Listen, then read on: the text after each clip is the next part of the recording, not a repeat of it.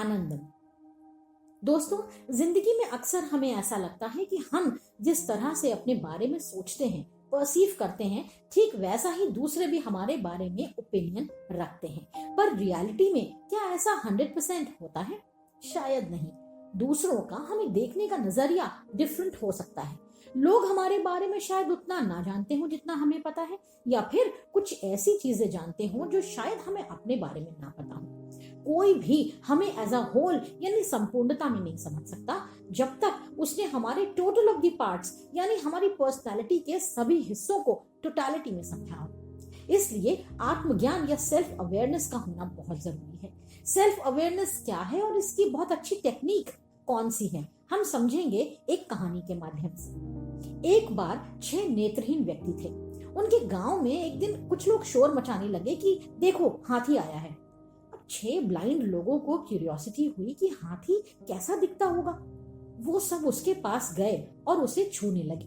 पहले व्यक्ति ने हाथी के शरीर को छुआ और कहा, हाथी तो एकदम मजबूत दीवार जैसा है। दूसरे ने हाथी के कान छुए, उसने कहा नहीं नहीं, ये तो पंखे की तरह है। तीसरे ने हाथी की पूंछ छूकर कहा, अरे नहीं, ये तो रस्सी की तरह है। चौथे ने हाथी की सूंड छूकर कहा, अरे नहीं, ये तो एक लंबी सी नली की तरह है।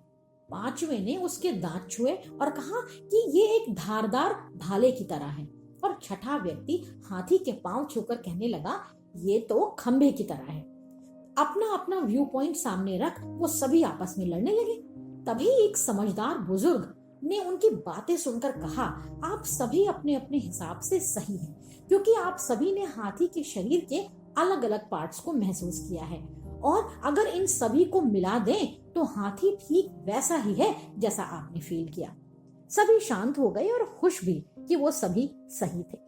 दोस्तों, हमारे साथ भी अक्सर ऐसा ही होता है। हम दूसरे के एक ही एस्पेक्ट ऑफ पर्सनालिटी या बिहेवियर को देखते हैं, या दूसरे भी हमारे बारे में उतना नहीं जानते, जिसके कारण इंटरपर्सनल रिलेशनशिप्स अच्छी नहीं हो पाती।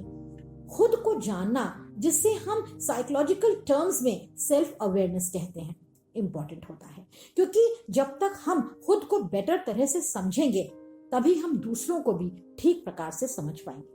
सेल्फ अवेयरनेस को समझने का एक तरीका है जिसे हम साइकोलॉजी में जोहारी विंडो कहते हैं। इसे जोसेफ लुफ्ट और हैरी इंघम ने डिजाइन किया था। तो चलिए जोहारी विंडो को समझते हैं। इसके 4 क्वाड्रेंट्स पार्ट्स होते हैं। पहला पार्ट है अरीना या ओपन विंडो।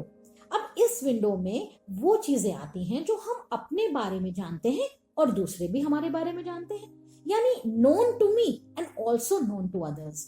जैसे हमारे बारे में बेसिक इंफॉर्मेशन, हमारा behaviour, attitude, feeling, emotion, experience, skills और व्यू पॉइंट एक्सेट्रा। दूसरा part hidden area. Hidden area में वो चीजें आती हैं जो हम अपने बारे में जानते हैं पर दूसरे नहीं जानते। Known to self but not known to others. जैसे हमारे फियर्स, हमारा डर, हमारा पास्ट, होप्स, ड्रीम्स जो हम दूसरों के साथ शेयर नहीं करते।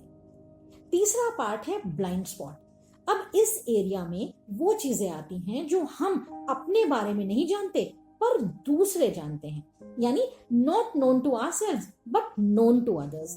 जैसे हमारी बॉडी लैंग्वेज, हमारी टोन ऑफ वॉइस। दोस्तों, अक्सर आपने देखा होगा कि बातें करते करते हम ये रियलाइज नहीं करते कि हम सिर्फ अपना ही पॉइंट ऑफ व्यू रख रहे हैं, पर दूसरे समझ जाते हैं कि हम बहुत ज्यादा सेल्फ सेंट्रिक हैं। चौथा पार्ट, इस पार्ट को हम कहते हैं अननोन एरिया, जो ना तो हम जानते हैं और ना दूसरे जानते हैं, यानी not known to self and not known to others.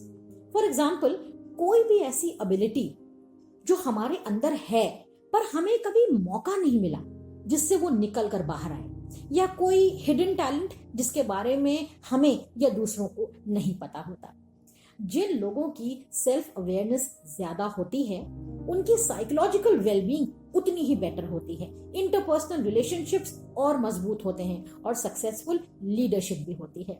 Johari window का ओपन एरिया या अरीना का बड़ा होना बहुत इंपॉर्टेंट है। ये एरिया जितना बड़ा होगा सेल्फ अवेयरनेस उतनी ही ज्यादा होगी। इससे हम न सिर्फ खुद को बल्कि दूसरों को भी बेटर अंडरस्टैंड कर पाएंगे। सेल्फ नॉलेज या सेल्फ अवेयरनेस के लिए सेल्फ डिस्क्लोजर, फीडबैक और सेल्फ डिस्कवरी बहुत जरूरी है, और इससे हम ना सिर्फ पर्सनल बल्कि प्रोफेशनल लाइफ में भी एक्सेल कर सकते हैं। साइकोलॉजिस्ट अब्राहम मैस्लो ने कहा था, what is necessary to change a person is to change his awareness of himself. Anandam.